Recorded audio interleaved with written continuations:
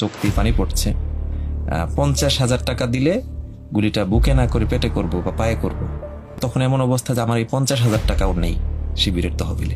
একজন ভাইকে পুলিশ গুলি করবে, আমি তখন বিশ্ববিদ্যালয় শিবিরের সভাপতি।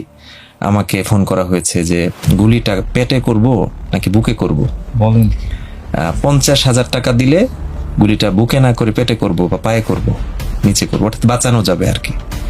তো আমার তো যখন চোখ দিয়ে পানি পড়ছে এবং আমরা আমাদের দায়িত্বশীল যারা আছেন তারা আলাপ করে, আমাদের সিনিয়র যারা সাবেক নেতৃত্ব তাদের সাথেও কথা বললাম। তখন এমন অবস্থা যে আমার এই 50,000 টাকাও নেই শিবিরের তহবিলে। আমি 50,000 টাকা কালেক্ট করার জন্য অনেক কষ্ট করেছি এবং শেষ পর্যন্ত 50,000 টাকা দিয়েছি। কি হলো তারপরে? শেষ পর্যন্ত তার পায়ে গুলি করেছে এবং পাটা কেটে তার মানে এটা ফ্যাক্ট, মানে Fact. আসলেই টাকার। হ্যাঁ, টাকার বিনিময়।